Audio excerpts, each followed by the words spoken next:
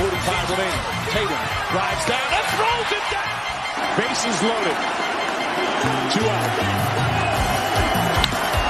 Hard hitting to right. Back at the wall. Tie game.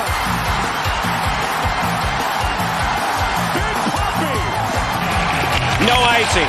For the first time in 39 years, the Boston Bruins have won the Stanley Cup. Anything's possible!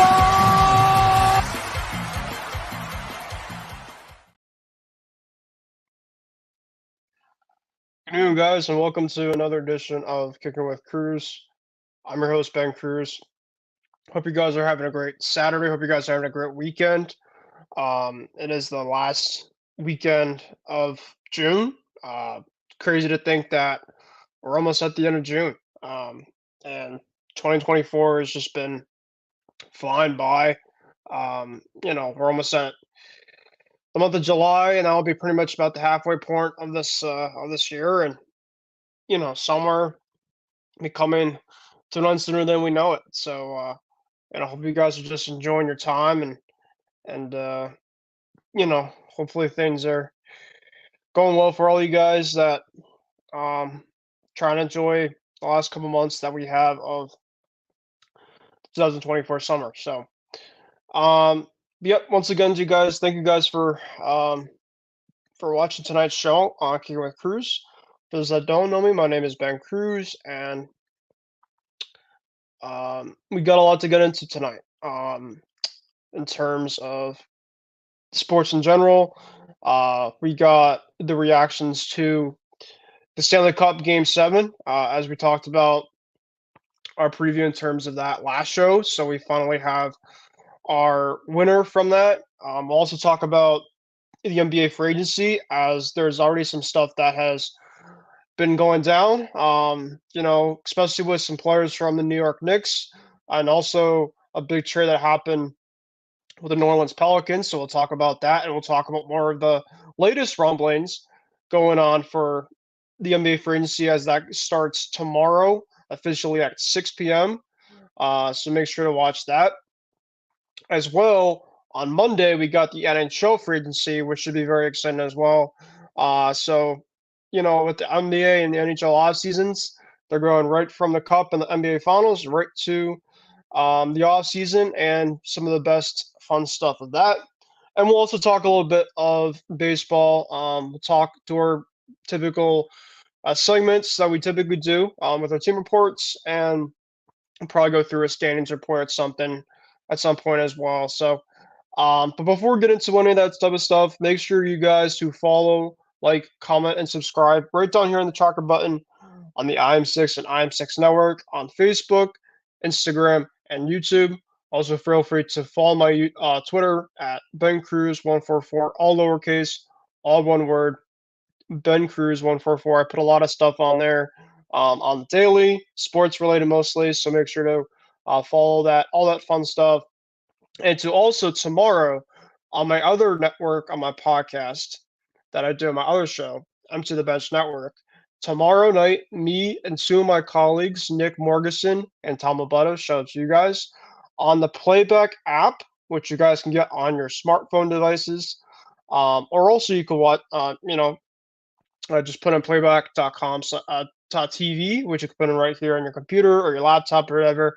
And on the Empty the Bench Network on Playback, which is essentially almost like a Twitch, if you guys want to think about it that way, we are going to be having a live stream NBA free agency special tomorrow night, right around 6 o'clock. I think we'll be going live around 5:30.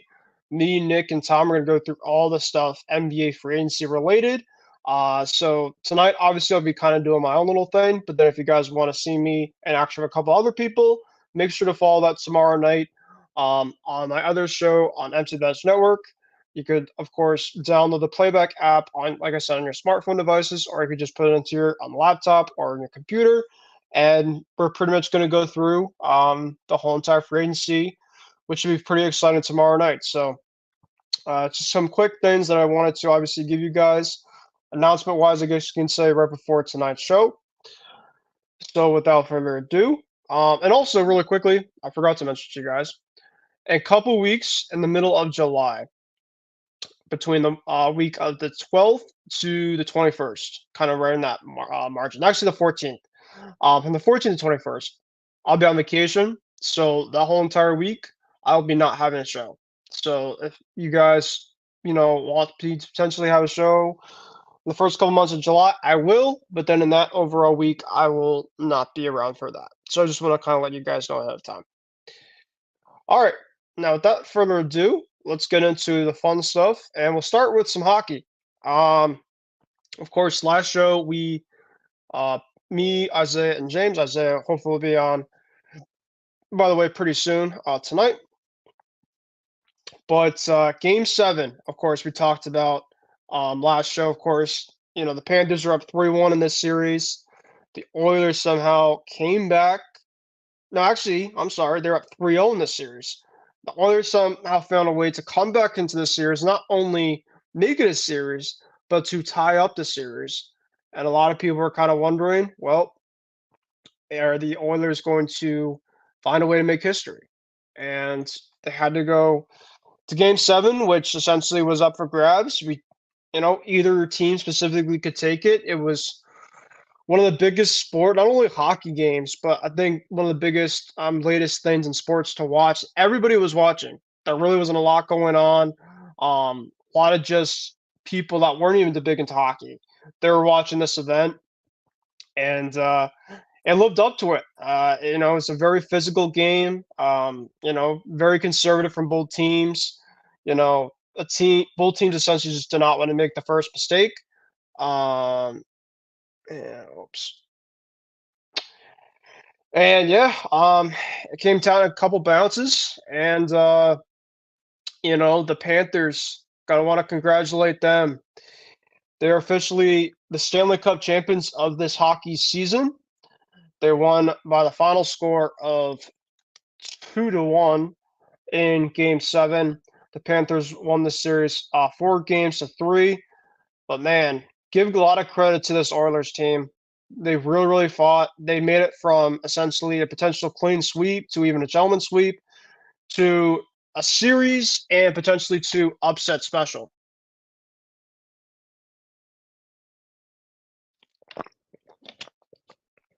Sorry about that. But regardless, the Panthers, they were on home ice, and uh, they were just able to make a couple more plays than Edmonton did. The first period, Carter Verhaeghe, who pretty much was kind of invincible a lot in that overall series. He came up big in that Game 7 overall, and I just thought personally they came out firing. I thought Edmonton had a really tough start overall to this game, and I thought for the most part, their power play, as me, James, and Isaiah were talking about on the show prior to this, was that the Panthers' power play was just non-existent, and I thought that Edmonton was doing a really good job of the forecheck on the penalty kill the last couple games. But in this game, the Panthers were able to find the back of the net on the power play, and that was from Carter Verhaeghe on deflection, right behind Stuart Skinner, who, by the way, had a pretty good series for all things considered. The first goal that the Panthers scored, though, Verhaeghe pretty much was point blank right in front of the net. There really wasn't a lot of defense right in front of Skinner, is essentially Verhaeghe and Skinner, and nobody essentially was blocking the net. So it was just a clean point blank tip in by Verhaeghe, gave the Panthers 1-0 lead. However, the Oilers did respond right away back. Warren Foegele, I'm pretty sure, was the one that tied it up. No, I'm sorry. Janmark. I'm trying to remember his first name. From Edmonton. Give me 1 second here. Yes, Matthias Janmark from Edmonton was able to tie the game a couple minutes after. Even seconds. I mean, it was like right away. It was an answer. It was either within seconds, couple minutes, regardless of the fact. The Panthers were able to. I'm sorry, the Oilers were able to respond right away. They obviously.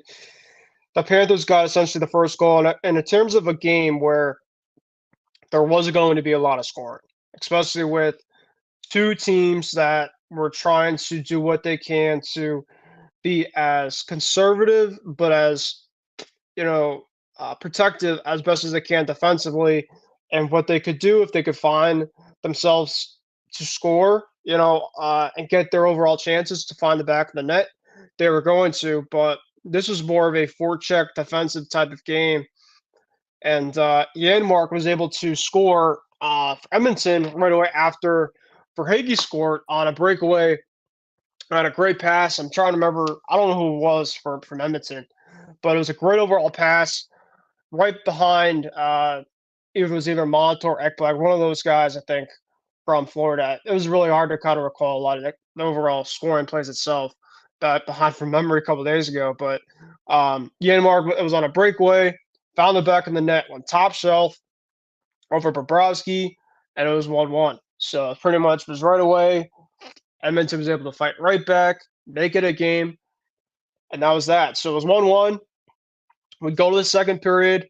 I'd say the majority of the second period was just kind of back and forth. Of course, both teams kind of had their overall chances.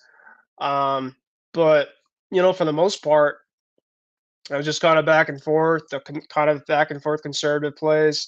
There was some penalties from both teams, but I thought all in all, very good, clean overall game by both squads. And, right at the end of the second period, Sam Reinhart was able to find the back of the net for the Florida Panthers to give the Panthers a 2-1 lead.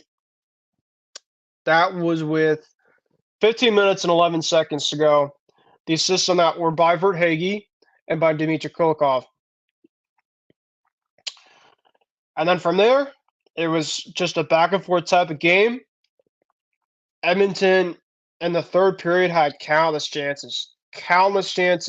They had a couple power plays.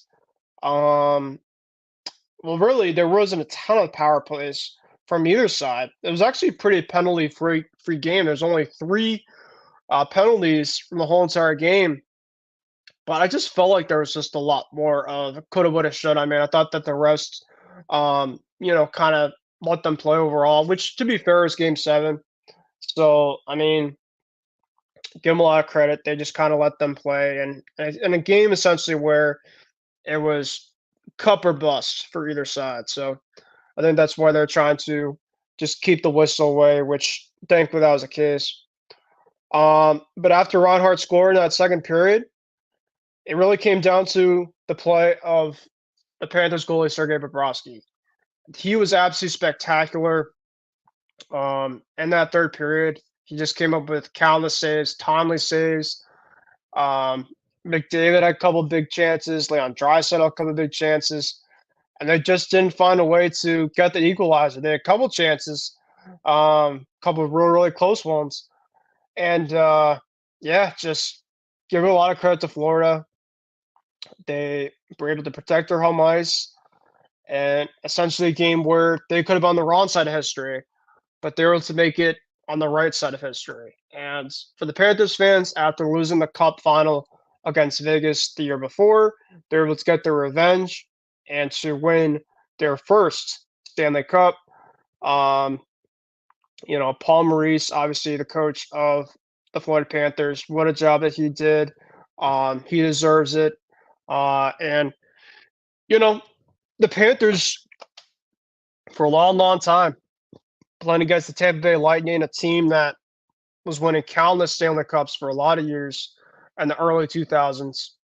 The Panthers really had to kind of change their overall philosophy in terms of the way that they game planned and they played, because Tampa was kind of what Florida is now in terms of just very physical forecheck, really good goaltending, some top 6 scoring.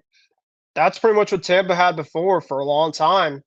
And now Florida is essentially now the team that has kind of taken the change of the guard and becoming now one of the best teams, not only in their own division, but one of the best teams, of course, now in the National Hockey League. So great overall game from both teams, great overall series. Definitely lived up to the hype. I wouldn't be surprised if Florida or Edmonton is back in this final next year. Probably more likely Florida. I think Florida is just going to be a team that's going to be a force to be reckoned with. I know that coming into Monday night, which is going to be the NHL free agency, Sam Reinhart, obviously one of the big time scorers that they have. He scored 57 goals this year. Defensively, they have a couple guys to watch out for: Brandon Montour, Oliver Ekman-Larsson. They just got a lot of guys. They're key guys that I do think that are going to come back for another year. So we're going to have to see in terms of what Florida does come on Monday night. But they're going to be a very, very good team for years to come. And another guy to give a lot of credit to is Matthew Tkachuk. Matthew Tkachuk obviously is dying to get that Stanley Cup and lifting it. And between him, Alexander Barkov, and all those guys, it was just absolutely crazy to see what happened over with the Florida Panthers. We now bring my co-host in here, Isaiah Leon. Isaiah is coming, actually, funny enough, from the NHL draft over in Las Vegas. So we could obviously ask Isaiah in terms of how he's been liking the stuff over there. Of course, the San Jose Sharks drafted #1 overall pick Macklin Celebrini, and it looks like we maybe lost him. So we'll see if he comes back on, which I think he will, but we'll see. But yeah, give a lot of credit to the Panthers, and give a lot of credit to Edmonton. They could have folded, and they somehow made it a series. And so we'll see in terms of what happens coming next season. But now we get Isaiah back on. Isaiah, hope you're doing well, my friend. Hope you're having a great weekend. Hope you've been having a really good time over in Las Vegas. And, we're going to obviously have a really fun show tonight. Of course, getting your overall reactions from Game 7. Obviously, I want to get your overall reactions from the draft. To be frankly honest, I didn't really get the chance to actually watch a lot of the NHL draft. So if you want to kind of give your overall reactions to that, by all means, go ahead. And, we'll obviously do our NBA free agency special tonight. We're going to go through a lot of stuff that's gone on there. And then if we have some time to do, of course, some baseball at the end. So, Isaiah, hope you're doing well, my friend. And how are you doing? Well, Ben, I'm doing a lot better than I was probably like a few minutes ago because let me just tell you this. Like, Vegas has been awesome, but it's kind of got me completely effed up because I woke up this morning with a really bad headache. I still have a really raspy and congested throat. So I'm trying to battle through my last days in Vegas. So yeah, I mean, it's been fun, and you probably will hear me coughing throughout the show. But yeah, I mean, it's been fun. The draft yesterday was, it was wild. I got to take a picture and meet up with the new head coach of the San Jose Sharks as he was coming in. That was cool. Also, just seeing all the players get drafted, realizing their dream. It was just so much fun to watch. And then the Sphere. If you have never been to the Sphere in Las Vegas, it's amazing. Like, it's freaking phenomenal. Like, inside of it, if you guys look at my Facebook or Instagram in a couple of days, you'll see the pictures and videos of what I mean. And like, it's just so HD. It's like you're sitting in a 3D movie.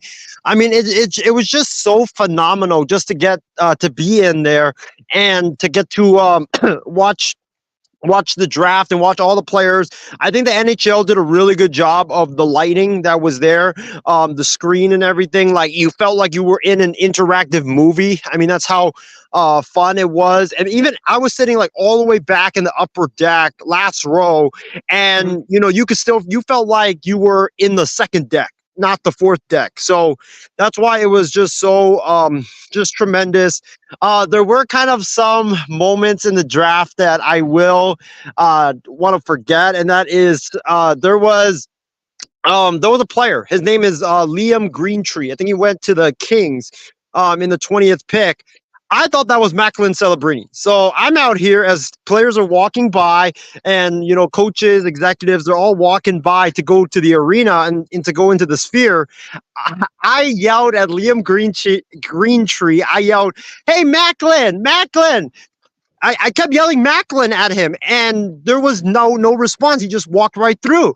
And I realized later on when he got drafted that, oh crap, that was Liam Greentree. That wasn't Macklin Celebrini. So yeah, that was definitely a little bit awkward for sure. But I mean, you got to see the Stanley Cup. I mean, I got to see the MVP trophies and everything that they had there. Also got my own little personalized NHL hockey trading card too, which was cool. And then I think like for me, like the overall, like the best part besides everything, and Ben, you might call me extremely crazy for saying this, but I got interviewed, and I don't know if they'll have me on, but I got interviewed by a Las Vegas news station, and they picked a bunch of Sharks fans, and they picked me, and they asked me like, "Hey, what is your reaction to getting Macklin Celebrini?" And I said that this is basically in hockey, in the world of hockey, this is basically the day that Jesus Christ was born. And I don't know if they're going to put that on. I hope they do. But yeah, I mean, it was wild. It was crazy. We'll talk about the draft in a bit. But yeah, it was just phenomenal. And I do want to give your Bruins a lot of credit, Ben, because they took a guy in Dean Latorno who was an absolute steal. I was looking at some of the mock drafts. I mean, some of these guys had him pegged at like a number 11 to 15th pick. And for you guys to get him all the way down the way you did, I mean, it's just crazy how nobody ended up getting him. But yeah, I mean, it's been so much fun so far. Like, ate a lot of great food. The draft has been phenomenal. And also what's crazy, Ben, is like, I guess people thought I was part of the Sharks front office because throughout the whole last 2 days that I've been there, people kept dapping me up, saying like, "Hey, congratulations on Macklin! Congratulations! Good luck tonight!" Like, it just like I don't know. It just felt like that I was part of the Sharks for once, which was crazy because I don't really talk hockey. Yeah. Well, I mean, heck, you just never know, especially in Vegas, which I've never been to, but it's a place specifically where things just stay there. We'll just stay there. So I'm glad you're having fun over there. And yeah, I did obviously find out kind of more about the Bruins pick. You know, a lot of people are kind of giving the comp to Tage Thompson, which I think I would love. Of course, he's one of the best players in Buffalo right now. But yeah, it's glad you're doing well over there, man. Hopefully, you know, your safe travels back home, and you know, glad you just had overall great time there, for sure. So, all right. Do you also want to kind of get your reactions really quick to the Game 7? Yeah. In regards to Game 7, listen, credit to Florida. I thought that they were mentally beat. I thought that they shouldn't even have shown up for Game 7 because the morality of losing back to back to back after you're up 3-0. I mean, that just really mentally drains a team. And I thought the Panthers would just give in and not fight. But credit to them. I mean, they fought. You know, Paul Maurice got his guys ready to go.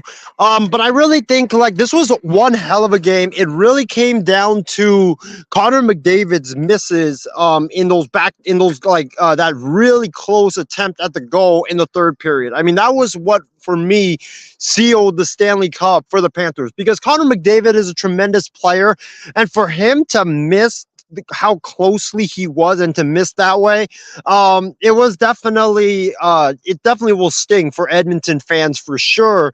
And you know, when you talk about the Panthers, this was a great series between the Panthers and the Oilers. It didn't look good early on when the Oilers were down 3-0, but credit to the Oilers as well for fighting. But I think the biggest winner out of all the parties is the NHL because you got fans and audiences and TV shows that never really talk hockey to pay attention to what was going on. I mean, we were potentially witnessing massive history. So kudos to the NHL, the Panthers, and the Oilers for a great Stanley Cup final. But it really came down to the McDavid miss where he was just so close. And, you know, for the Oilers, it really stings because you battled all the way back. You were so close to tying this game up. And just for you to lose like that, I mean, Connor McDavid, sadly, Ben, I think he fumbled at the biggest moment. It was kind of like, LeBron, Kobe's, where they just get criticized for when they come up just short and they melt in the biggest moment. And that was a goal that he's probably made like 99.998% of his career, and it just happened to miss it in the biggest moment. And so it definitely sucks for sure. But is it all right if I give my couple big winners and losers of the draft before we go off hockey? Yeah, of course. Go ahead.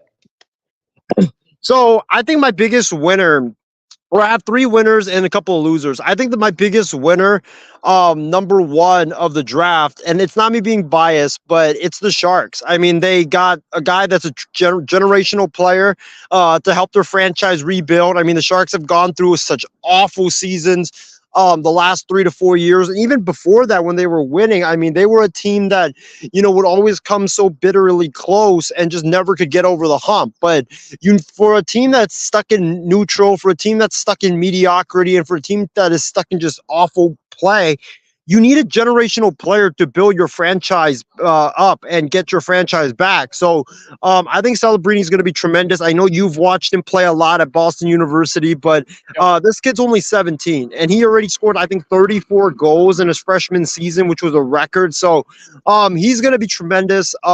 With Will Smith, they added, I believe they added someone else with the 11th pick who was considered a steal. So the Sharks have a lot of young talent, and now it's good because before they were always just trading away picks and building around aging superstars that were either kind of washed or not at their prime anymore. But now, like, you have a young, like, budding team, and it's very, very exciting. I just hope that the new coach, and I did wish him luck, but I hope Ryan Rosharski is able to develop the talent and really just take it slow. We're not expecting Stanley Cup this year, but I mean, it's definitely it's definitely exciting because you finally have a base to build around. And I mean, the Sharks kind of remind me, Ben, of the Oklahoma City Thunder, where they were just so bad for so many years. They have all this young talent, and now you finally see this the young talent start to bear fruit. And I think we'll see that in a couple of years with the Sharks as they become one of the most exciting teams in Hall of Hockey. I think the other winner of the draft was the Chicago Blackhawks. And I know I hate to say that, but Kyle Davidson, their GM, was cooking last night. I mean, this dude had 2 first-round picks. And then he worked out another pick where he trades up from the second round to get it back into the first round to draft the guy that's considered a steal. I mean, he had 3 first-round picks, 3 amazing picks, and now you have that to Connor Bedard. I mean, the Blackhawks, they're also going to be one of the most exciting teams. And I think the last winner that I do have is probably, I would say, the Bruins, because I really like the Letourneau pick. I think he's a guy that's really good, and he's a guy that I still cannot believe how Boston managed to get him at the pick that they did. So I think the Bruins, the Sharks, and the Blackhawks definitely my biggest winners. My biggest loser of the draft has got to be the Anaheim Ducks. I mean, yeah, like, I was there yesterday, and I was there, and when they drafted this kid, Benecki, like, I was filming it, and I'll post this video in a little bit, but I was filming that, and literally when they called his name, you could hear a loud, audible "what the F" from a fan at the Sphere, and then I pointed my camera towards the kid, and I don't know, Ben, if you saw that, but the kid was shocked. He was like mouthing like, "What the F?" Like, he didn't expect to be picked that high. I mean, I looked at the mock drafts. He was supposed to go number like 11 to 15. For him to go number 3 to Anaheim, like, what are you even doing, Anaheim? It makes no sense whatsoever. You're definitely failing Trevor Zegras for sure. And then the other guy they got in this, the last pick or one of the last picks in the end of the first round, they drafted that guy that was supposed to go in the second round. So, like, just a boneheaded night from Anaheim. Like, I don't know what they were doing, taking a bunch of reaches in the first round. Like, it makes no sense whatsoever. When you're picking 3, you got to pick the sure thing. And yes, Benecki's got a lot of potential, or Senecki's got a lot of potential, but I mean, that's a reach. Like, if you were wanting to take Senecki, you should have traded that pick, got more draft picks, and then picked him where he was supposed to be picked. Yeah, I'm looking currently at the draft order. Senecki's player comp to him is Jamie Benn from Dallas, right winner. I mean, Anaheim to me right now, personally, they might be trading their starting goalie, John Gibson, and he's one of the best goalies in hockey. So it's going to be crazy, Isaiah, because we're going to talk about the NBA free agency tonight, and then NHL free agency is going to be Monday. So it's going to be absolutely crazy this weekend. And we already have some trades that came down in hockey and that have already came down in the NBA. And I don't know if you got to see, but Logan Thompson, who is the Vegas Golden Knights goalie, he was signing autographs for fans, I think today or yesterday. And as he was signing autographs and taking pictures throughout his overall time, he found out 30 minutes, I think, right before I think it was about to be done, he got traded. He's going to Washington. Wow. So you just talk about just a slight awkwardness, but like the thing was like he kept on like taking pictures and like with all these Vegas fans taking pictures and signing autographs. I think that's just kind of cool. It's just like, well, like, hey, like I gotta pack my bags and go. But yeah, he's going on the move. And then Tampa is one of their best starting defense, Mikhail Sergachev, is going to Utah, which is the new team that's gonna be taking over for the Arizona Coyotes. He's one of the best defensemen in hockey. So it's going to be crazy. We're going to have to see in terms of what happens, but that's awesome though that you got to see Macklin get drafted, and I just looked at his overall scout report as this is essentially what they say according to Yahoo Sports for about Macklin. Let's take a quick look here. Hold on. If I can find it. So I don't know. It said something about like his quick hands and everything defensively. Pretty much everything that you pretty much talked about. So Yeah. but And speaking of like bad optics, Ben, like the goalie after he got traded. Unfortunately, I wasn't there today for the second round to the seventh round. I only bought a ticket for the first round. I know Logan Thompson was scheduled to sign autographs today, so I'm kind of bummed that I missed that moment. Seeing him, like, imagine like you're a fan and like you're giving him something to sign, and then all of a sudden you get a notification on your phone like, oh, this guy just got traded, and you're like, oh my god. But I mean, speaking of bad optics, like I hope Macklin works out for the Sharks. But here's the thing: I saw a video today, a behind-the-scenes video. This dude, right after he got drafted, as he was going to the and Sharks fans are giving him kind of a little bit of crap for this. But as he's gets drafted, he's walking down the hall to go to the media stuff. There was a guy wearing a Vegas Golden Knights hockey jersey that appeared from his suite. He took a picture with him, and everybody just like, "What are you doing? Taking a picture with your biggest rival?" And you're wearing a Sharks jersey, and he's wearing a Golden Knights, man. Like, but yeah, I mean, I hope it works out. It's kind of cool also that he lived in the Bay Area from 2018 until 2022. His dad is the head athletic trainer of the Warriors, so he's definitely experienced winning. Yeah, he's definitely experienced winning, and hopefully it works out because the Sharks have just been awful for like the longest period of time, whether it's just being bad on the ice or having so many managerial changes, coaching changes. Like it's been awful in San Jose, and hopefully they can turn the franchise around. All right. We'll talk more hockey. I'm thinking actually, Isaiah, I'm gonna do a hockey like free agency special show later on Monday night. So if you want to join, or James wants to join, or anybody, maybe we'll get Taylor at some point, maybe for that. But I do plan to do kind of a side show for that on Monday night to kind of give you guys more content on the free agency and hockey. So without further ado, let's get into some fun stuff.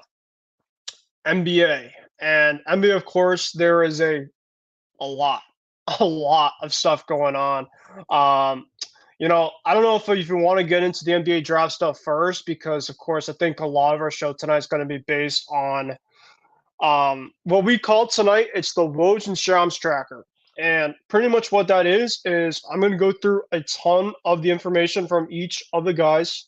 I already have the stuff here on my phone, and we're just going to react to it. That's pretty much it. And then I do think at points we can get into some predictions of maybe some guys that are now going to be free agents. There may be some guys that decline their options here and there. Um, and then after we get through a lot of this stuff, I do want to get to some NBA draft stuff later on in this program. But I do want to get into a bunch of this stuff now because we just got a lot of stuff we got to talk about in this. All right. So the first order of business is the two big trades that I've already got on leading up to tomorrow night, which NBA free agency officially starts tomorrow at 6 p.m. Eastern time. The first one is Mikal Bridges. That was a bombshell that came, I believe, on Tuesday or Wednesday. Funny enough, that you put out something in our group chat on Facebook, and you're just like, with the NHL, the NBA draft, all this stuff, that you expect fireworks and all this stuff. And with like a couple minutes after you posted that, boom, a Woj bomb appears out of nowhere as Brooklyn's and Mikal Bridges, star player on the Brooklyn Nets, was traded to the New York Knicks, and just talk about crazy. Now, it was quite a haul that the Knicks had to bring back. It was like multiple first rounders, I think, or something like that. Bojan Bogdanovic got moved over there, and I just thought with the Knicks, I mean, it was quite a haul they had to give up. But now, specifically, the Knicks have made two massive things. They brought back one of the key guys in OG Anunoby, and now you bring in a guy, Mikal Bridges, that I think could just add more scoring to them. Their wings, specifically, when you have Jalen Brunson, you have DiVincenzo, Nia Bridges, you have now the Nova boys over New York. It's going to be a forced team to be reckoned with. And, they were kind of a very good team last year, but you bring a guy like Bridges in, I don't think he's a superstar. And that's why I think specifically, I think it's a little too much that the Knicks kind of asked to kind of give back. But regardless of the fact, I mean, you're getting a guy that is going to give you, I think, a decent amount of scoring and defensively off the wing. So the biggest thing now with the Knicks, of course, now just kind of talking about this overall trade, is if they could keep Isaiah Hartenstein tomorrow night. He's really their big man. Mitchell Robinson, I think, is a good big man, but he's had his injury problems in the past. So if they want to compete with a team like Boston, of course, we just won the NBA Finals this year, the Knicks are going to be one of the best teams, I think, in the Eastern Conference. And, this right now points to me that Brooklyn's going to be having a fire sale probably tomorrow night. So kind of expect some more things to come out. But, man, just kind of what a crazy way to start this week of NBA free agency, as, yes, Mikal Bridges was traded to the other New York team and the New York Knicks. So what was your overall reactions to that? I like it, but I don't like it because the fact is that, look, listen, Mikal Bridges, he's a good player, but he's not a guy worthy of giving 5 first-round picks for. When you're giving 5 first-round picks, you better get a superstar. Like, you better get a Donovan Mitchell. You better get a Devin Booker. You better get like a Kevin Durant, LeBron James. Like, you better Anthony Davis, Giannis. Like, you better get one of those guys. Like, Mikal Bridges is a nice, like, 3rd to 4th option, but he's not a superstar, and that's what makes me pause on this trade, because you gave up so much for him. You basically mortgaged all your entire future for when you want to get that superstar to take you to the next level. You basically mortgaged it for Mikal Bridges. Mikal Bridges is that superstar that you saved up all the picks for. So, I mean, it better work out. I know they got the Villanova guys reunited with Josh Hart and Dante DiVincenzo and Jalen Brunson and now Mikal Bridges, but I don't know if it's enough firepower to put them over Boston. But they are coming for Boston with all the wings that they have there, the defense, the scoring. I mean, Bridges can score. The only problem with him is that he's a 3rd option. I just don't like a team giving up like 4 to 5 first-round picks if it's not for a superstar. Like, if it's Kevin Durant, I mean, it moves the needle. If it's Giannis, it definitely moves the needle, or LeBron or AD or any one of those guys, or Luka. But you traded that for Mikal Bridges. Like, it just doesn't make any sense whatsoever. Yeah, it makes no sense whatsoever. And, I don't know what the Knicks are doing. Like, I get they're trying to reunite the Villanova guys, but this is just a little too much for my liking. No, I agree. Like you said, maybe like Devin Booker. Like if the Suns somehow kind of moved on, I thought he would be like a perfect fit for the Knicks, or Kevin Durant, like you mentioned, or Giannis. If they somehow moved on from Giannis, hypothetically, which would never happen. Yeah, I agree with you. I mean, I think that Bridges is a good player. Let's obviously not sugarcoat it, but he's not for 5 first-round picks or multiple picks. I just think that's just asking a lot. But I do think that this is a good overall piece for the Knicks, for sure. All right. Quickly, two things that did kind of happen, transpire this week. The Miami Heat and Bam Adebayo, three-time All-Defensive player, is planning to sign a massive contract extension. Looks like Isaiah. Okay. So for the time being, it doesn't seem like we have Isaiah at the moment, but if we get him back, we get him back. But yes, I'm continuing with you guys here. Bam Adebayo this week, a couple days ago, signed a 3-year, $166 million max contract extension. So he'll be locked up from the 2028 to the 2029 season. Obviously, this is massive news for the Miami Heat. Obviously, we'll see in terms of what happens with Jimmy Butler. It doesn't sound like that Jimmy's going to be signing a long-term extension over with Miami. So this might be a massive year for Jimmy to have a big-time year. Another thing that did transpire as well this week is that the Brooklyn Nets did keep one of their cornerstone pieces. Nick Claxton is planning to sign a 4-year, $100 million deal to return to the Brooklyn Nets. It's for $96 million guaranteed. So Claxton's obviously kind of one of their young guys that I think they'll probably build around of kind of like the next young group that's coming in. So that's obviously a big move for Brooklyn. Let's take a look also here. Let's go to the DeJounte Murray trade. DeJounte Murray, obviously with the Atlanta Hawks, he was there for several years with Trae Young in the backcourt. The Atlanta Hawks decided to move ways with DeJounte Murray as they traded him a couple days ago to the New Orleans Pelicans. They brought him out west. Now, DeJounte Murray, before he was on the Atlanta Hawks, he was with the San Antonio Spurs, so he was already out on the Western Conference. He went to the Eastern Conference, now he's back to the Western Conference. I don't think it's a good move for New Orleans. I think that Murray is obviously a really good offensive player. I think that he would have worked really well with Zion Williamson and CJ McCollum. So I think it's a good move for them. And I thought, they had to bring back Larry Nance Jr. and a couple first rounders. I think it's not a massive haul that they had to give up. Honestly, it was a fleece that New Orleans had. I thought overall that was that. And then Jamal Murray, Denver, 2 days ago, Denver and Jamal Murray, the superstar, is working on a 4-year, $209 million maximum contract extension. So that's going to be a big time thing for Denver. Speaking of Denver, also they're looks like they're going to be losing one of their key cornerstone pieces, KCP, Kentavious Caldwell-Pope. He declines his $15.4 million player option, so he's going to become a free agent.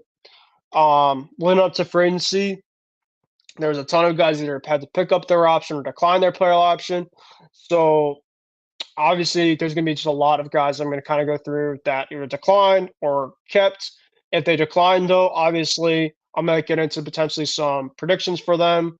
So we'll take a look. I mean, KCP right now, there's going to be multiple teams that are probably going to take a look at his services. He's obviously a very good three-point shooter, very good defensive player. So he's going to be somebody for sure to watch over at Denver. Now let's kind of go through some of the rest that kind of happened as well. The Raptors and guard Emmanuel Quickly yesterday or a couple days ago here, according to Shams, intended to sign a 5-year, wants a $175 million deal to return to the Toronto Raptors. So him and Scotty Barnes, two of their young guys, are locked up long term. PJ Tucker from the Clippers. He exercised his player option. Okay. Josh Richardson from Miami. He's picking up his $3 million player option to return for next year.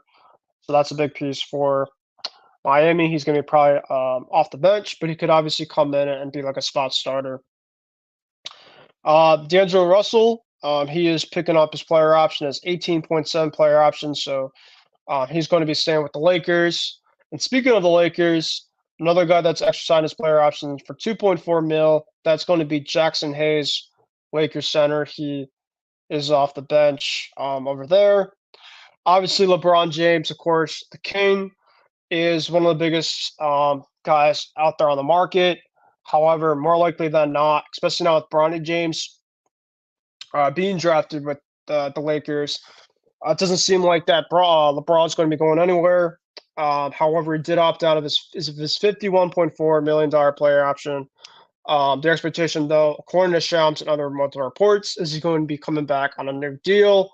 It's also reported, too, that he was trying to bring some guys in with him, whether it's James Harden, whether it's Klay Thompson, somebody within that, but he's trying to bring some more pieces for them to try to win another championship with the Lakers. The Thunder made a couple moves also. They declined team options on Isaiah Joe and Aaron Wiggins. Each one was around $2 million. Cam Reddish, another Laker, so that's around 3-4 Lakers now that have gone to. Cam Reddish exercised a $2.5 million option, so he's coming back. We got an end of an era over in Golden State. A guy that has pretty much been there for his whole entire life, and pretty much Warrior fans and a lot of the world is not going to be accustomed to seeing, and that is one of the Splash Brothers won't be in Golden State next year. Klay Thompson and the Golden State Warriors are prepared to lose him for next year. In free agency, essentially Klay was one of the key cornerstone pieces that led Golden State to a dynasty. Essentially, he was one of the best Splash Brothers, along with Steph Curry. But Klay obviously was a massive piece there. But he's a free agent, and it's a business, and he's going to be somewhere else now. So the teams to watch out for Klay Thompson looks like they're going to be the Lakers, the Clippers, and Dallas. They're going to be three of the strong suitors for Klay Thompson leading into tomorrow night. Tim Hardaway Jr. got moved to Detroit, so that led to some salary cap savings for Dallas. So we'll see what happens to Klay. I mean, for me, if I had to pick a team right now for Klay Thompson, I'd probably go with Dallas. I think Dallas is just a really good fit. They really he just kind of fits their team overall. Especially Luka is a facilitator. Klay could obviously just kind of do his thing he's not really number one or number two option anymore, to be honest. I mean, he could be a two, but I think he's kind of ready to have that secondary type of guy where the other guys can kind of take the overall stuff and then he can kind of follow suit. Today we got some other news. Rashawn Holmes declined his $12.8 million play option to sign a new 2-year deal, $25.9 million with the team. So that's that. And then my other co-host that's not on currently tonight, but he did comment, Paul George is gone. Yes, Paul George is going to be gone from the LA Clippers. As today, he is reported to decline his player option. He is still planning to speak with the team, as well as the Sixers and the Magic, starting late Sunday night, Pacific time. So I know that was obviously a ton of information I kind of threw at you guys, but I'm going to now get into some predictions. So let's do that. So we'll start first with Paul George. So Paul George currently is going to meet with several teams. He's going to be meeting with the Clippers. He's going to be meeting with the Magic as well, I think. And Clippers, Magic, and Sixers. And to me, I have a feeling he's going to Philly. I think that Philly and Paul George would be a good fit. Um, you know, I just think kind of he just fits the overall mold. I think that they just kind of have to do something. Philly has to kind of do something. So that's where I think he goes. James Harden, I think he goes to probably. I think he stays. I think that James Harden's going to stay. So one guy's going to go out, one guy's going to go in. So that's why I have Harden going. This is going to stay. Russell Westbrook is staying with the Clippers. That was obviously reported as well too. All right. Let me take a look and see the other guys out there.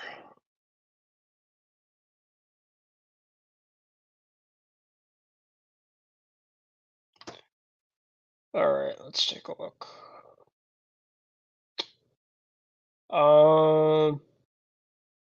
There's just a ton of guys that are currently out, on this list.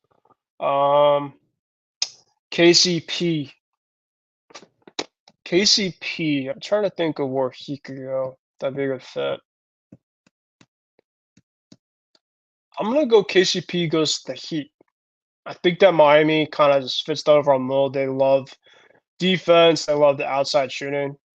So I'm gonna go with KCP to Miami. I think that would be a really fun fit there. DeMar DeRozan. We haven't talked about DeMar DeRozan, but the Bulls currently right now, there's a couple teams currently to watch out for leading into tomorrow. We'll start with the Eastern Conference.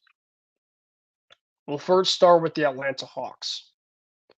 Biggest question this offseason with the Atlanta Hawks was, what kind of direction did they go to? They obviously moved on from one of their head backcourts into DeJounte Murray. Is Trae Young next?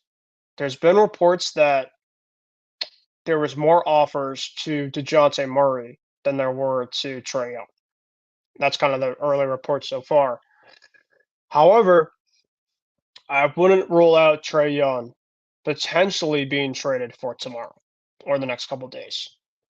And if he does get traded, and if he does get moved, a couple of places that I could see Trae Young going to would be San Antonio.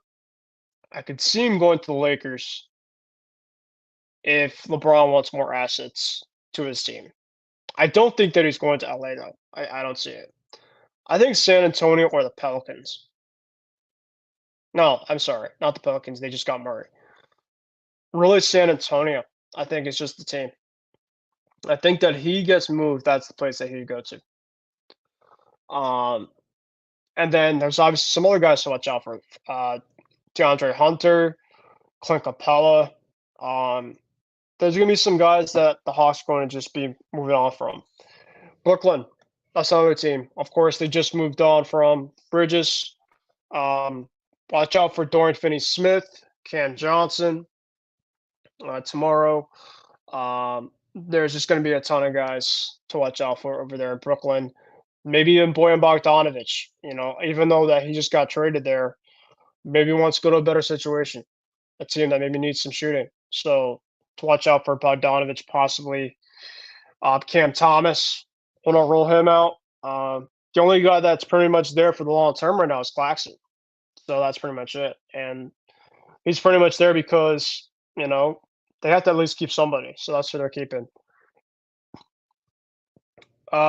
Now let's go to the Bulls because we're going to talk about DeMar DeRozan. The Bulls are in an interesting spot because they were in a playing situation last year. They weren't great last year, but they weren't awful. But they have to revamp their team. They're just long overdue. Now, DeMar DeRozan, more likely than not, is not going to be coming back. And Zach LaVine, more likely than not, is not going to be coming back. So those are two of their mainstays that they've had there. I wouldn't be surprised if Nikola Vucevic obviously leaves as well. I wouldn't be surprised about that either. So they got some decisions to make. And to me, if DeMar DeRozan leaves the Chicago Bulls, I got two spots for him.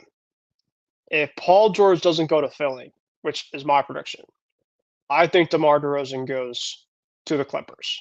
That's my prediction. I think that that's kind of the replacement. If PG goes to Philly, I think that DeMar DeRozan goes to LA. That's my prediction. In terms of LaVine, I mean, so the Warriors currently are now out on Paul George because he declined his player option. And the only way that the Warriors were going to get Paul George was going to be via he opted into his contract, and it was going to have to be a tag and trade situation. But he didn't opt in. He declined it, so they can't get him now. So the Warriors pretty much are now looking at of what's plan B. And maybe it's Zach LaVine. If Zach LaVine's available, maybe they look at Zach LaVine. So the Bulls are going to be a team to watch out for tomorrow also, for sure. Another team to watch out for is Phoenix. I don't think that Phoenix is going to be moving any of their big time three guys, whether it's KD, Devin Booker, or Bradley Beal, but just something to kind of monitor because, Phoenix is in obviously massive capital right now. So they're going to have to figure something out, at least down the road, even if it's not right now. So watch out for Phoenix. In terms of, let's take a look here as well, because I was going to get into my team report in terms of the Celtics, what their plans are. So I know, yeah, happy free agency, as it's officially 12:05 in the morning, so happy NBA free agency to all who celebrate. One of my favorite days of the year. Okay. Tobias Harris. That's another one to watch out for. Harris is going to be a free agent. I have him going to Detroit. I think that the Pistons are going to try to get some guys. They're just going to, at this point, they're in a massive rebuild. So they're just trying to bring some guys in. They're one of the teams that's probably going to overpay for some guys and bring some guys in and see what they can do.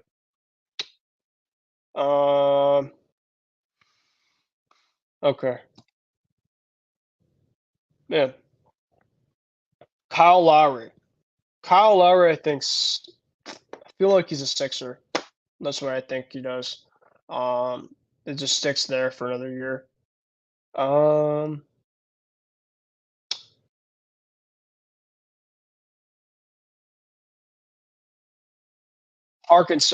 Harkinson. I was going to get to that from New York. I think that he leaves the Knicks. So the Knicks obviously kept Anunoby. They brought in Mikal Bridges, but I do think that they're going to lose some of the big-time big court guys, and that is Isaiah Harkinson and Precious Achiuwa. Achiuwa, of course, is one of the big guys off the bench. So the Knicks are going to have to figure out what they're going to have to do at the front court. Now, of course, they do have Mitchell Robinson, but they might need to get some insurance for tomorrow.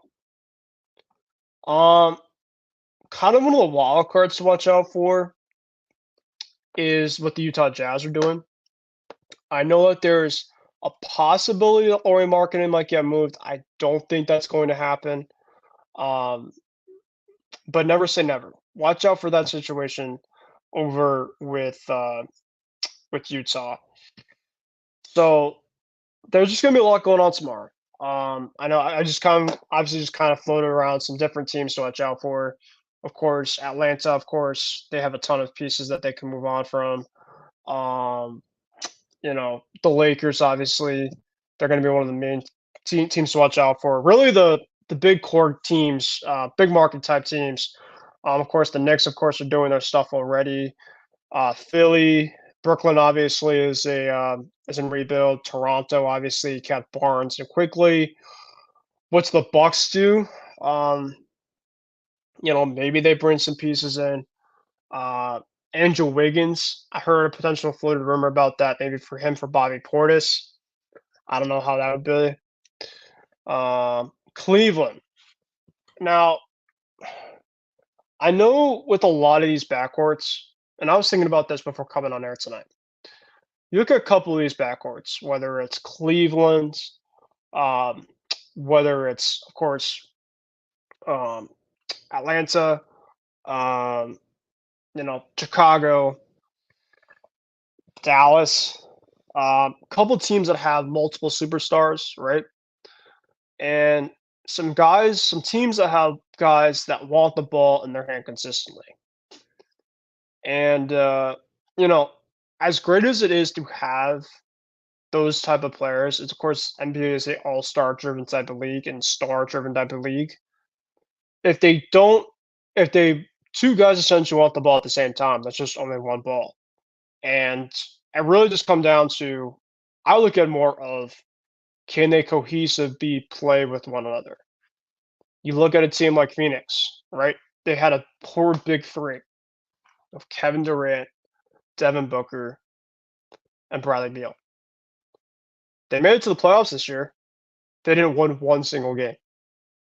If you told me that Devin Booker, Kevin Durant, and Bradley Beal would not win one single game in this past year's playoffs, you'd be looking at me like you're crazy. But then you start to think a little bit, and you're like, wait. Now, was I surprised that they did not win one single game against them? Yes. Against Minnesota, yes.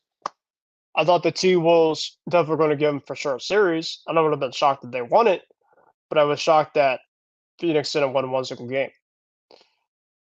I mean, it doesn't matter if you have all the talent in the world.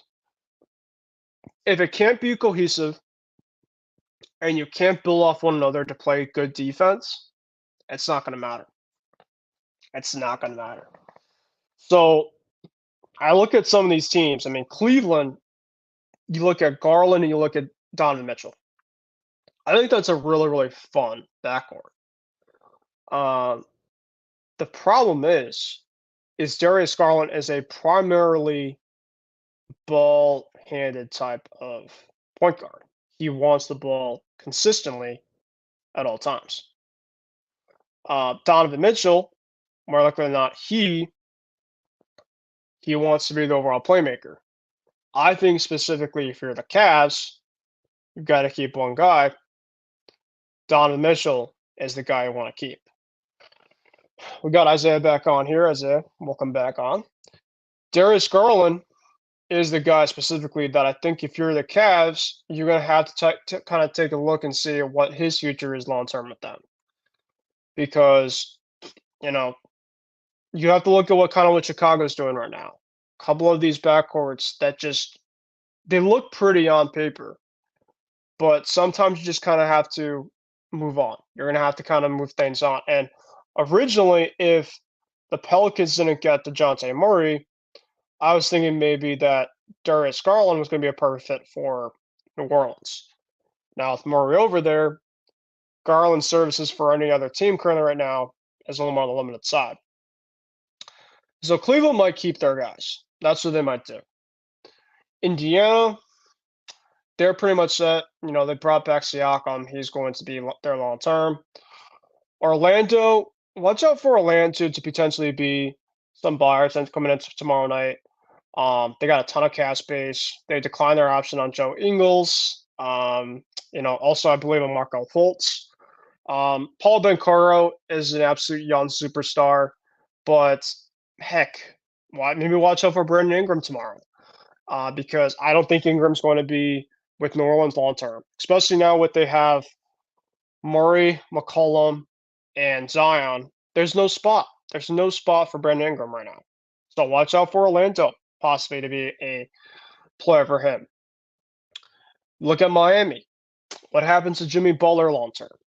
Currently, according to Shams Charania a couple days ago, it sounds like that he's not going to be in our long term plans. Is it because potentially of his injury problems?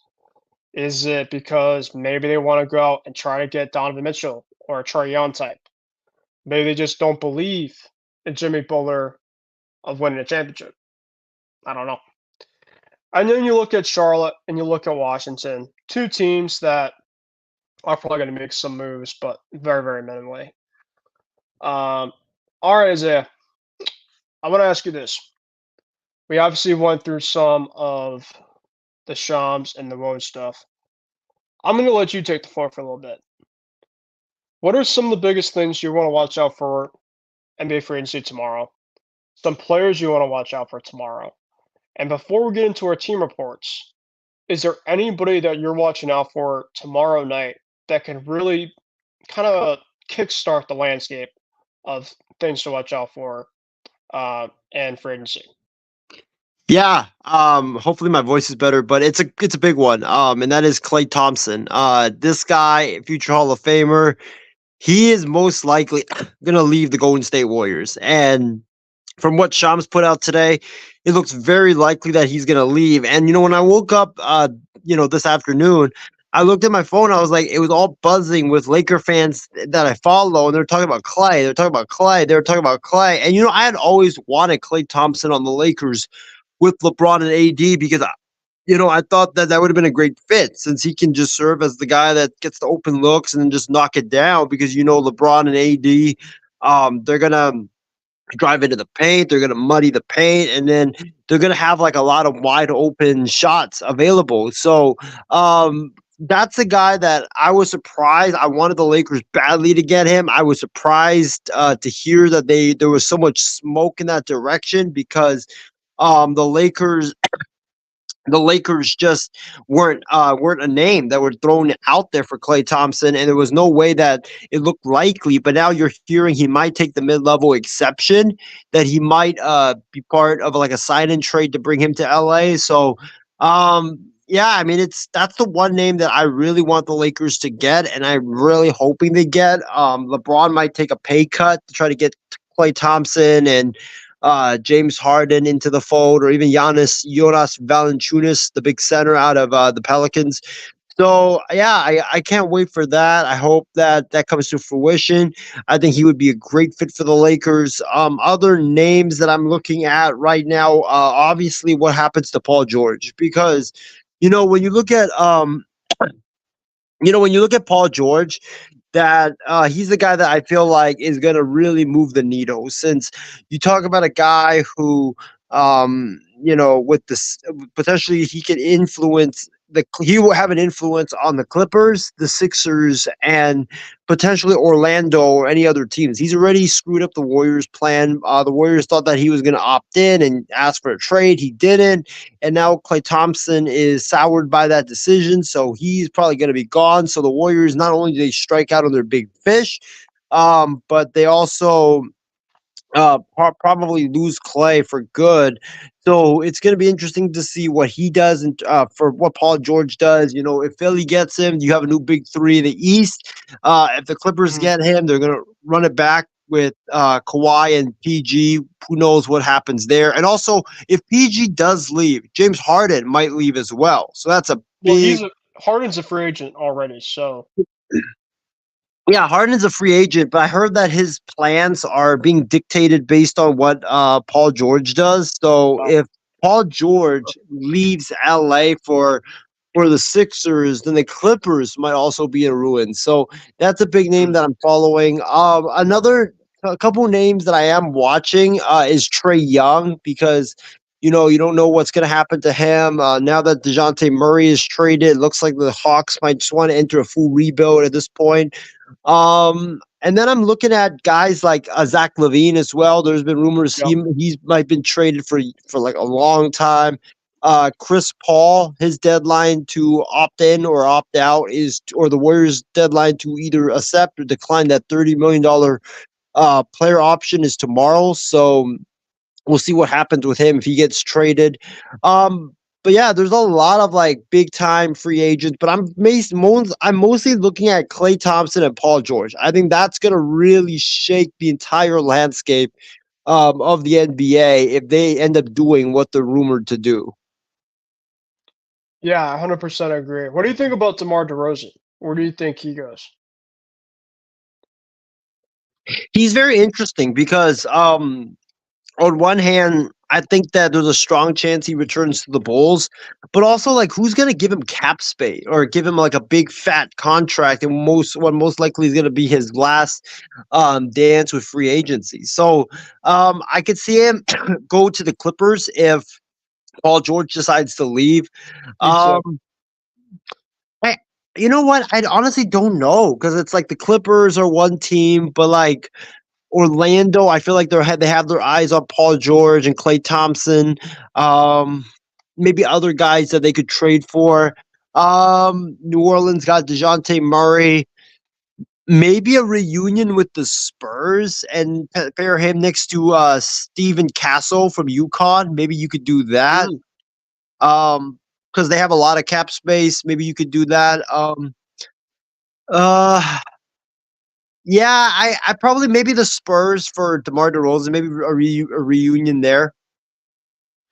Yeah, I like it. I'm gonna get through some of the kind of predictions I have, kind of some bold predictions I have in tomorrow, and then we'll probably get to some of the NBA draft stuff, and then we'll probably call it a night. We'll probably kind of finish a little bit earlier tonight, because I have a show tomorrow with my other network, and then a show for Monday. So we got to do some other stuff. We can probably get the baseball stuff probably later on this week. Um, but Paul George, yeah, to me, so for Paul George, I got him going to Philly. I think that's just kind of been my overall dream target for him for a while. I don't think that he's going to be going back to the Clippers. I don't. I think that that kind of the whole thing there, I think, is kind of, it's done. And especially with Kawhi Leonard, I think that that Paul George wants to play at a place specifically where he could trust guys that could be able to stay on the court. I don't think that he hates Kawhi per se, but if you're not going to play like half your seasons consistently, then it's just asking a lot for him. And I think Paul George, to me, I don't think he's a primary one scoring option. Like he's a superstar per se. I mean, he does a star, but I think he needs the other guy with him. And I think that James Harden is a good player, but he's obviously had some of his inconsistency also. Um, I don't know. I think that he just needs to change the scenery. And I think if he goes east, play with, um, Tyrese Maxey and Embiid, outside of the Bucks and the Celtics and the Knicks, I mean, Philly could be in a top 5 Eastern Conference spot. So, and you look at the West, I mean, they're just stacked. So he may just have a better chance to compete for a potential championship if he goes somewhere where he has a better chance of winning. So I got him going to Philly. I got Brendan Ingram, Isaiah, going to the Magic. I Wow. think Okay. that I think that the Magic have a decent amount of cap space. I think that they want to get a guy to pair with Paolo Banchero and kind of take the Magic to the next step. Maybe get them from like a first round team to like a late second rounded type team. Maybe like last year's Cavaliers, and where like they're not expected to be like championship, even finals contender type, but like a team that's going to give a team fits and like a team that's going to be competitive. Um, so I think Brandon Ingram to the Magic be actually a fun fit with him and Boncaro, and they kind of play similar too. I mean, Paulo like that mid range game, Brandon Ingram very good mid range type player. So I like that fit there. Zach Levine, I have him going to Golden State. I think that Golden State, that's the kind of their low key plan B option because they're not going to get Paul George. So I'm going to go Zach Levine to Golden State. I think that they're going to kind of go with that, kind of a low risk, high reward. Because I don't think you're at the cost of bank for Zach Levine because he's just not available as much as he once was. DeMar DeRozan, I have him going to the Clippers. I think that you're going to kind of have a new kind of core over there with DeRozan, with Harden, and with Kawhi, and of course with Westbrook back. So that's my new little core that they have there. James Harden, I have him staying. Not surprised about that one. Um, man, I'm trying to think who else. Trae Young. If he gets moved as a Spur, that's the perfect fit for him. The best lob threat to Wemby. Um, yeah, that's if anything happens there. Um, Sadiq Bey. I have Sadiq Bey going to the Lakers and have him going off the bench to be a shooter. I think he's a perfect fit for you guys. And I think it wouldn't cost the bank for sure. Sadiq Bey declines player options here with the Hawks. And funny enough, as we got some breaking news. Actually, put the breaking news sounder. I actually haven't used this in a while, but since we're talking free agency, we got something in free agency that I guess we could put on. So here we go.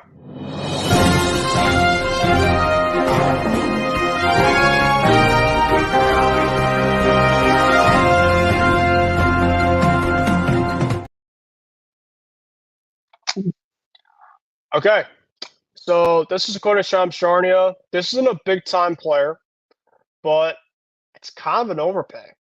But give a lot of credit. So we've talked a decent amount about the Chicago Bulls. Patrick Williams has intended to sign a 5-year, $90 million deal to return. Wow. Yep. Wow. So Patrick Williams, he's kind of been with their team, kind of like a secondary third option.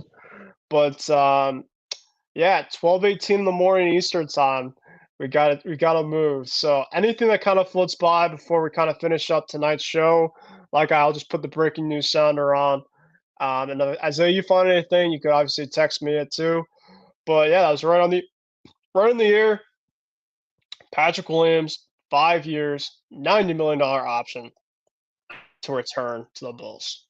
Ben, this tells me that DeMar DeRozan is leaving because I had heard that Patrick Williams wanted a bigger role. That's why he was considering leaving Chicago. So if they re-signed him, it means that they probably are giving him that bigger role and giving him that either that number 2 or that number 1 option next to Zach LaVine. So I think that this is an indication that once free agency opens tomorrow, I think in either tomorrow or in the next couple of days, I think DeMar DeRozan is gone.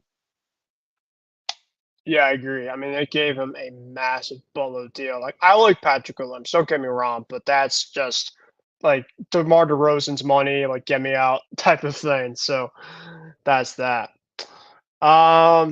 Yeah. Before we get into the NBA draft, I guess Isaiah, is there any bold predictions that you have going into tomorrow night?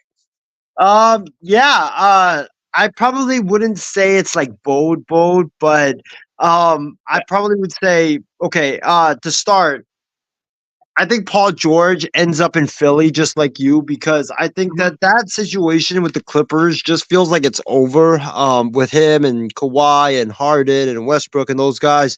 It just feels like it's over and it feels like that the parties want to move on. So I think that that's what's going to happen tomorrow. And I think Philly gets a new big 3, and it's going to be scary good with Paul George's shooting abilities, his ability to play make, and then you have Maxey as well, and Joel Embiid. I mean, that's going to be a really scary trio in the Eastern Conference.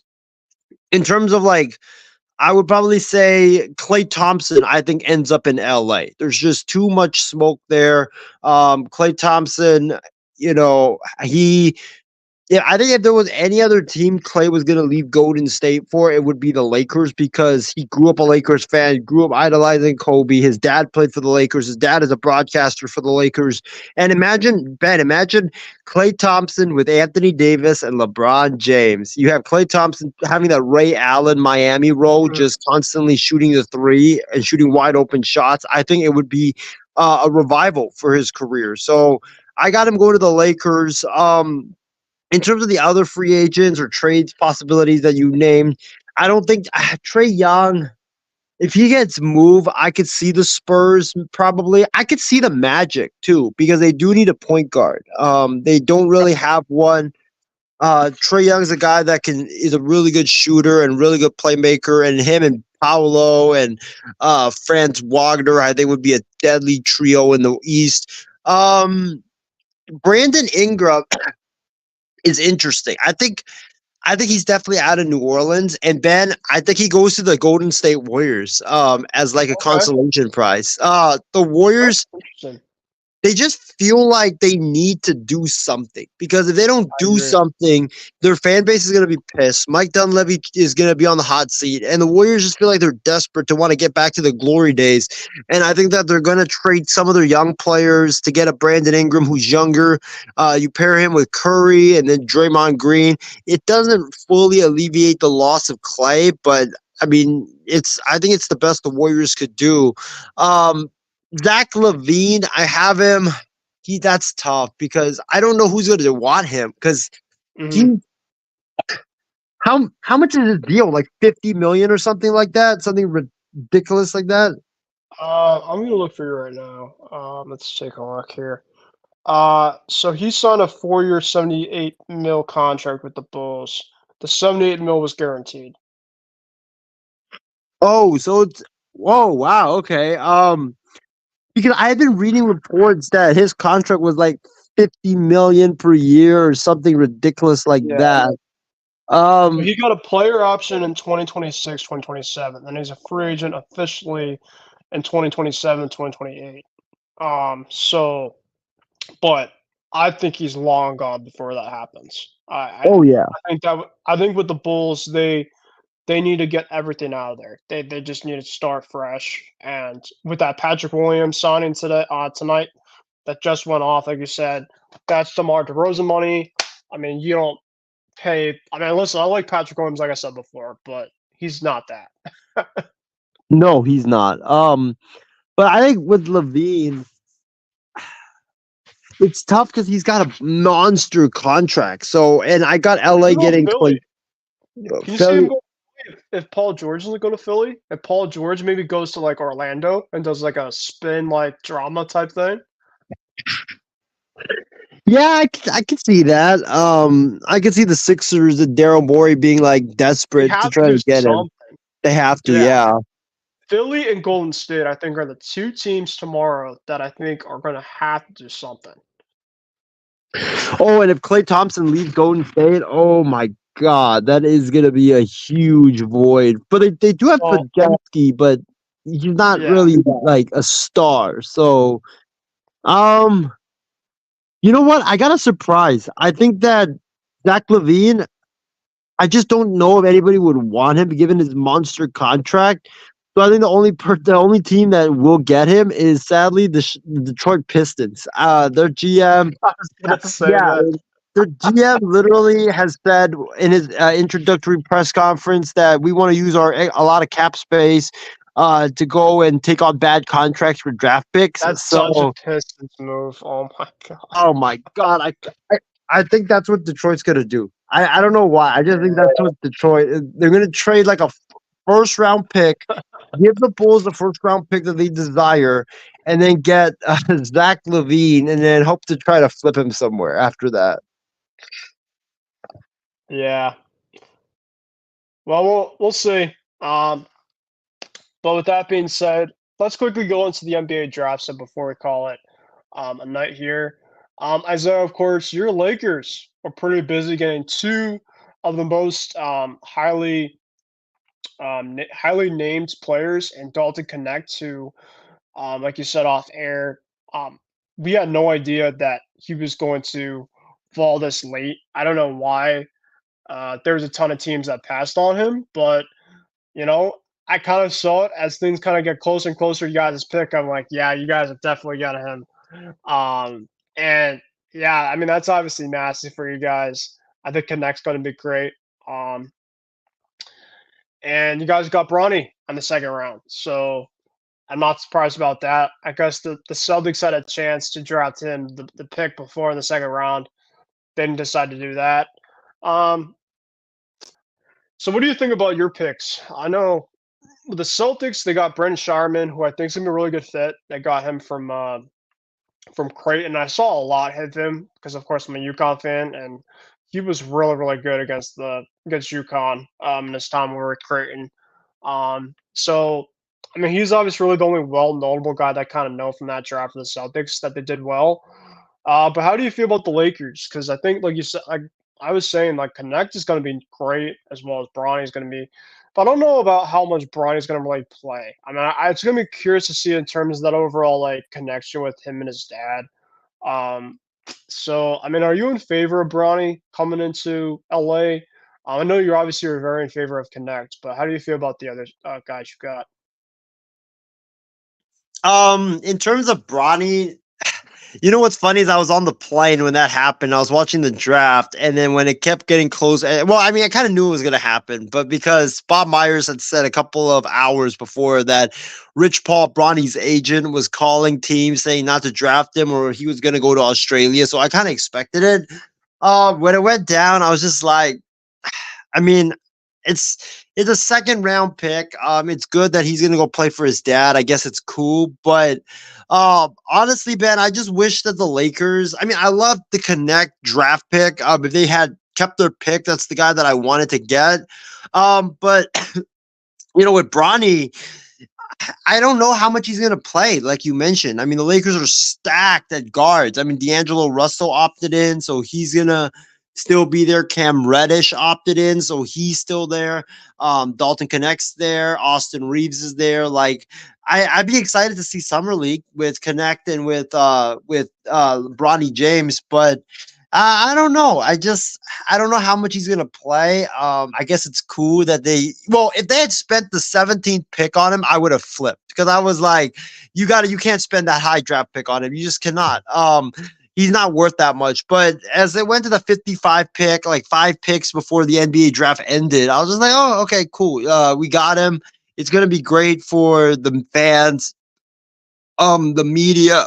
I hope he does play a little bit, but I think he's going to be mostly in the G League. Like he needs to develop right now. He's still very raw, but I mean the Connect pick was for me the most stunning pick because I was like, that's the guy I really wanted the Lakers to get. Well, as I was studying the draft, but I was like, I didn't think he was going to be available because a lot of people had him at 5 or 6 or 7. And then you saw as the draft kept going on and on that he's available. And then when the Miami Heat picked Ware and the Sixers picked, I was like, it cannot. I hope the Sixers pick someone else. I hope Connect falls to the Lakers. And when the Sixers drafted McLean, I think I put in another group chat that, hey, if Rob Pelinka does not take Dalton Connect, he should be fired immediately because it's a no-brainer to draft a guy that was supposed to be rated number like 6 or 7 who, this is why I always wanted Klay Thompson on the Lakers because a guy that can be a killer knocking down shots, open shots, a guy that can, when he's not shooting, he can drive and dish and also shoot the mid-range.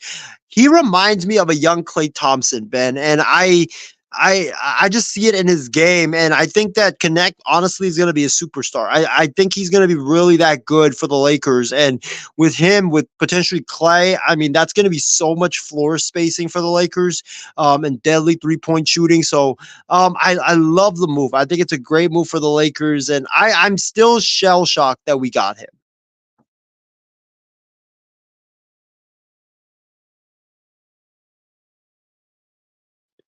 You should, man. I mean, it's a really good pick for you guys, and we'll have to see how that works out, how you guys do with them down the road here, but time will tell.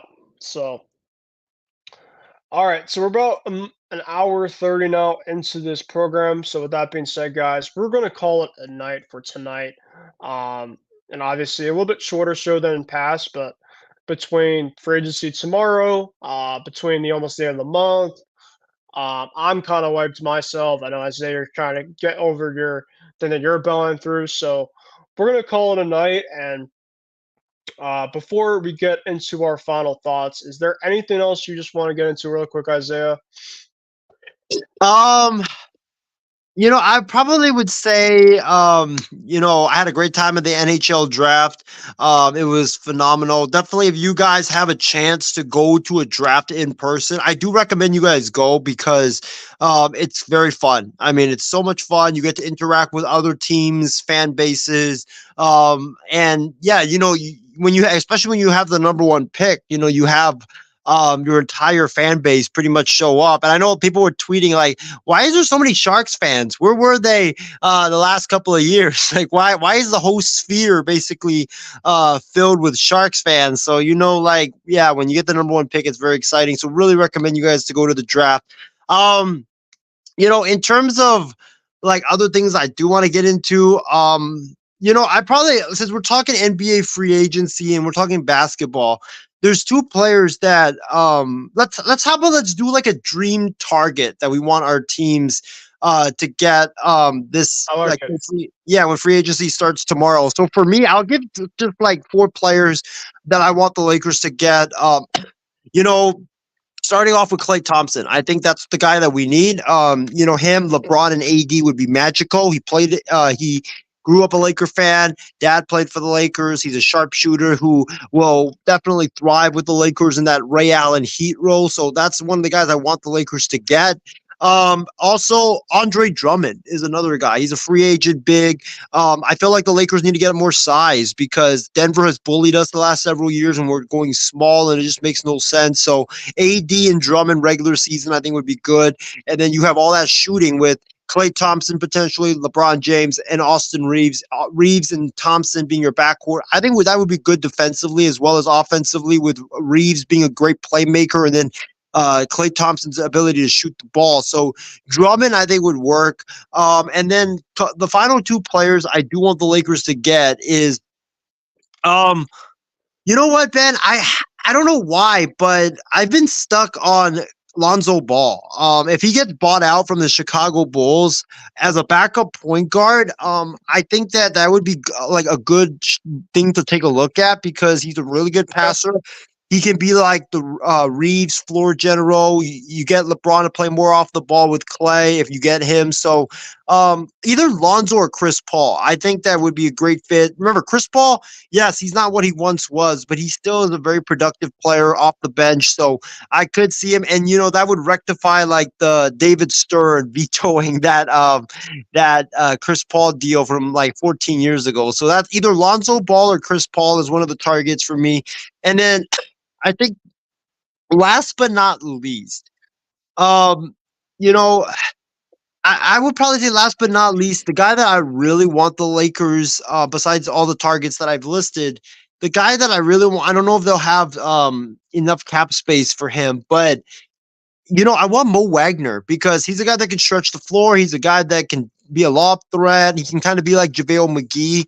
The Lakers have thrived when they play, a center next to AD and have more size. So that's my target for the Lakers. I like it. I think that you guys have a pretty good chance to get Klay Thompson. I mean, I think it's going to come down to you guys, Dallas, Orlando, and watch out for OKC. I just think that OKC has all that draft capital that they could pull out anything out of the hat tomorrow night. So obviously, just watch out for them. For the Celtics, just to keep a lot of the same team. I mean, if don't break, don't fix. A lot of the starting five is going to be back between JT, JB, Drew, Kristaps, and Al Horford. Al definitely is coming back. Decided to confirm that. They did pick up Sam Hauser's option today. I think that's obviously kind of a low-key great move from Brad Stevens. I think for us specifically, I'd say it's going to be coming down to like a backup center maybe because Kristaps is going to be out for 5 to 6 months. So, I'm not expecting Al Horford at this point in time, at this age, to play all the games until Kristaps is out. So there's a couple centers to watch out for. Actually, one of them you already mentioned that I'd be interested in. So maybe take a look at some backup centers. I think Daniel Tice, maybe a reunion with Daniel Tice. I know that's not kind of the flashy type of name per se, but we don't have to go pretty flashy actually at all whatsoever. Um, I think Tice would be kind of fun. A reunion once again. He knows obviously the system, of course, as well. Jackson Hayes. If you guys lose him from the Lakers, I think that I think Hayes he would be a already fun. picked up his option actually from last night. It was like something that broke like late last night where he picked up his Okay. option to come back to LA. Okay. Um, well, I mean, if he was available, I'd be interested in him. Mason Plumlee. I know. Miles Plumlee. I think it's one of the Plumlees. No, I was watching reading an article when you were talking, and then one of the Plumlees as an option. Um, Mo Wagner. I think when you put off the year there, I think that's interesting. I've kind of been a Wagner fan, and the Celtics really like guys that can stretch the floor. He's a guy that can stretch the floor, but he obviously can pick and pop as well too. That would be interesting. Um, so there's a couple of guys. Like I said, they don't have to go crazy. You don't have to get the flashy type of names. They don't have to go out and get like a second tier type of guy. Um, they just have to kind of bring a guy in. I do think they have to kind of focus on more of the extension prioritizing. Like I do think that Jason Tatum's going to get the supermax regardless, but they need to pay Derek White, in the 4 to 5 year type of range. I think he wants to stay, but they got to give him the extension for sure. So it's just gonna come down to a couple guys. Nimius Kate as a free agent. He's a big man. He might leave. Oh, Shea Brissett might leave, but it's not a massive worry really for the Celtics. I mean, next year Jason Tatum's gonna be a free agent, but that's pretty much going to be a supermax type of thing, kind of similar to Jaylen Brown when he was a free agent. They just kind of put the stuff in. So I'm not really expecting a lot from the Celtics, but I'm obviously very excited for what's to come tomorrow night with all the rest of the teams out there. Okay, so James seems like he put a decent amount of comments in, so let's read the kind of the comments that he had. Panthers went back to their strengths, definitely. He also said, haha, they don't look alike, Isaiah. I think he was talking about your story when you were talking not to Macklin, but the other guy. Yep, Liam Greentree. Yep. I was kind of rooting for the Oilers to come back, the impossible task. I think we all were James. Unfortunately, it didn't happen. Knicks potentially pay a lot to get Bridges, but it'll add or ice scoring to the Knicks. I do agree. Like I said, Bridges is obviously is a good player, but just asking for like 5 massive guys in return is just a tall task. He is durable. I will give him that. Nets new Nick Swamp Bridges and told them to give him a bunch, definitely for sure.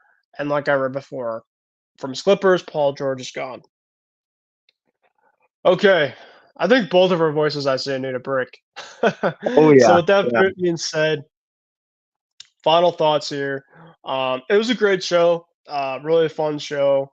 Obviously, mostly NBA specifically. We'll get to kind of the rest of the stuff coming up this week. It is July 4th coming up this week. So for those, happy July 4th early. I said before we came on, Isaiah, that's crazy that we're already in July, kind of coming up soon. That just doesn't feel right. But I guess it feels right at the same time. I guess we are in summer. Um, I'm going Oh to be yeah. away in a couple. I'm going to be away in a couple weeks. I'm going to be going on a cruise to Bermuda, with my family. So, thankfully, I get a little time to kind of go on vacation, and it's going to be for my mom's early birthday present. So, it's kind of early thing for her, but kind of getting myself away from reality. And if you or James kind of want to take over for that week, if not, I'm not going to be doing anything for that week for sure on the show. I did say that earlier on the show for tonight. But yeah, we got Sports Weekly hopefully coming up soon, and all the rest of the shows that we have coming up soon. Hopefully, we'll get into those pretty soon. But yeah, my final thoughts is great show. Isaiah, thanks for coming on. I know obviously you're kind of battling something, but I do appreciate you kind of battling out and at least giving at least some content for the program here. I do appreciate that. And yeah, just really quickly before Isaiah, go to you. Really quickly for those that are interested, that want to know more, make sure to join Kicking with Kruse on here on MI6 and IM6 Network on Facebook, Instagram, and YouTube. And also feel free to follow me at Ben Kruse 144. All right, Isaiah, I'll take it to you because I am just exhausted now. Yeah. Oh my. First of all, Ben, I hope you enjoy that cruise that you're gonna go on. Like you said, it definitely feels like summer. I mean, I'm in Vegas, and literally, like, I was on the plane. I knew it was gonna be 100+ degrees, and when I stepped off the plane, I was like, I was wearing a short sleeve shirt. I was like, oh, this is not too bad. Like, what is everybody talking about with the heat? I take 3 more steps out, and then I just got a flurry of hot wind right in my face, and I was like, oh my god, I want to get back on that plane and go back home. But yeah, it's so hot right now. I mean, it's so hot. I'm staying at the hotel, literally just doing nothing but go swimming. I was gonna say, hopefully they hit a pool over there. Oh, they did, thankfully. But for some reason, you would think a city like Vegas, which is open all night basically, for some reason, and it's hot all night. I mean, the coolest degree, Ben, is 93 degrees. I mean, how crazy it is. The highest today was like 108. And yesterday, I mean, I was outside the draft or the sphere just sweating. And I feel bad for all those hockey players because, like, they were wearing suits to come in. And I was like, oh my God. And black too. That sucks. I know, like, a lot of them were wearing black. A lot of them were wearing gray. Like, oh my God, I felt bad for them. But yeah, I mean, it's definitely summer, like you said. Vegas has definitely been crazy. I'll definitely post a lot more of the stuff that I have this weekend. But yeah, looking forward to free agency. I mean, I think we should get some bombs starting tomorrow. So make sure you guys have your Woj and Shams Twitter just on notification because it's going to go crazy starting at 3 p.m. Pacific time. Oh, go ahead. I was going to say this as fireworks as you were talking. Oh, yeah. It's definitely going to be fireworks, potentially history-making fireworks as well. So I'm definitely looking forward to free agency tomorrow. Can't wait to see what the Lakers do. Can't wait to see where Paul George goes. Can't wait to see where Klay Thompson goes. It's definitely and how the Warriors respond if they lose Klay. It's definitely going to be interesting. But I'll be on the plane actually. So for the first hour and a half, I'll be on the flight. So maybe hopefully I don't jolt the plane or scare some people screaming in either in disgust or screaming in celebration that some stuff went the Lakers' way. So we'll see. But yeah, it's gonna be fun. I can't wait for it. And then Ben, you forgot to mention we have MLB All-Star Weekend coming up in a few weeks. We have the MLB trade deadline happening a month from today, actually. And then we have, in July, 3 weeks from now, NFL training camps open up and we are thrown into football season. So yeah, man, it's definitely going to be crazy the next few weeks. I know we always say that, but it's definitely going to get crazy. And then what the fall brings with the NBA coming back, MLB World Series playoffs, NHL coming back. I know there's going to be a lot of new fans, especially with some of the stuff that, happened in hockey this past year. So can't wait, man. It's going to be fun. If you need a break from all of this, go get it now because in a few weeks you probably will be drinking from a fire hose. But and I would say my last final thoughts is I do want to give a shout out to Dalton Connect because everybody was like, what number is he going to pick? What number is he going to pick? And his name sounds literally like the board game Connect 4 and he picked number 4. So it's going to be That's awesome. Yeah, it's definitely awesome, and he's gonna be Connect and number 4. So I can't wait to see what he does in summer league. And does hockey have a summer league, Ben? I don't know if they do or not. No, they don't. They're gonna be the Olympics is obviously this summer, so that's obviously another thing we got to talk about too. But the hockey Olympics is going to be happening in 2025, so that's gonna be exciting. That'll be going on during this shoot. Is that gonna be the summer? Hold on. Oh 'Cause my I gosh, we have know the we gotta. Olympics too. Dang. There's Yeah. so much So you craziness. obviously mentioned everything, and then the Olympics. Of course, we're gonna have the USA Dream Team of like LeBron and Steph and all the Yep. guys. Luca's obviously already playing apparently some games with his team over there, so he got over that finals loss pretty quick. So yeah, well, like you said, there's just a lot coming up, and if you need to get your sleep or you got to get your rest, get it in now, sports fans, because this is kind of the most dry time outside of the free agency stuff, which is of course fun stuff for sure. But outside of like baseball, it's pretty much just kind of the dog days of summer, I guess you can say, are kind of starting to feel it. I guess Oh, now we're close to it. and So and the NHL free agency starts on Monday. So we have NBA yeah, free agency. That's can't wait probably going for to that. go on a couple of days. And then you have NHL free agency. And I mean, I know Yeah. the Sharks have to spend like 35 million in cap space or whatever just to get to the salary floor. So, I have a feeling, Ben, that they're just going to be dishing out like crazy deals left and right just to get to that floor. Like I could see like them going after like a Leon Draisaitl, for example, and giving him like a 1-year, $45 billion deal just to get over that floor. So it's gonna be crazy. And if you're a hockey fan, I know I've gotten into hockey some. I even bought a puck yesterday from the There we draft. go. There Yeah, we I go. know. Like I'm becoming a full-on hockey fan. Went to the draft, Let's go. got the puck, There we went on go. TV and basically said that Macklin Celebrini is the second coming of Jesus out here. So yeah, if he ends up busting, Sharks fans can blame me for that. But yeah, it's gonna be fun, man. I cannot wait for this summer. Yeah, well, if you're starting to become a hockey fan, I tell you, come to the East Coast. That's essentially where a lot of the hockey fun stuff is. I mean, West Coast, I mean, I really don't know how big a hockey is in the West Coast, but in the East Coast, hockey is massively big over here. Of course, you have the Rangers, the Islanders, got the Bruins about 2.5 hours away from me. I'm like 3 hours from Philly, so like I can go see the Flyers. The Penguins are probably like 5, 6 hours away from me. I mean, theoretically, like I got teams left and right that I can make a drive up to back. I mean, I can maybe stay a night too, but if you ever want to go see a hockey game, man, I'm 10 minutes away, 15 minutes away from the New York Islanders AAA team. So, and that was actually the team that I used to work for a couple years ago, which was a fantastic experience.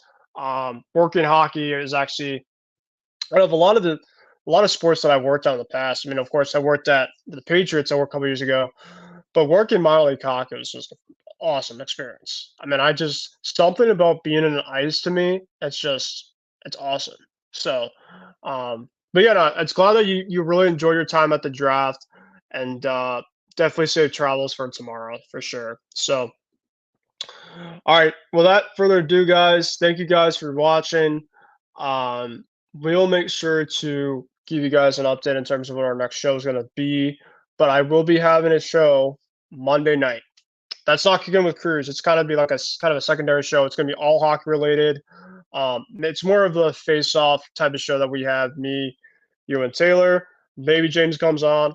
I don't know, but that'll be the next time that I'll be on here on the network. But without further ado, guys, thank you guys for joining Kicking with Kruse. Hope you guys have a great rest of your weekend. Hope you guys have a good 4th of July. If I don't see you before then, maybe I have a show the day after or that day after that. Yes, hopefully we do a face-off hockey special, maybe on Monday, actually, after free agency. We'll see. But yeah, hope you guys have a great rest of your evening. Enjoy the free agency tomorrow night. Like I said, make sure to follow Empty the Bench Network on my other podcast show, as I'm going to be doing a watch party with my 2 other co-hosts on that. But without further ado, guys, that's Leon, Ben Kruse, signing off for tonight. Hope you guys have a great rest of your evening. Oh my God! Big goal to go from the 2. Toss kick, one for James White. Cuts it under the runner. Cuts it up.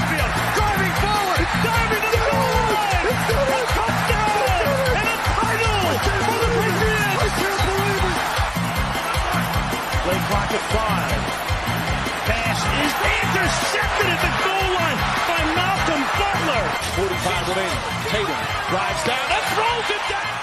Bases loaded. 2 out.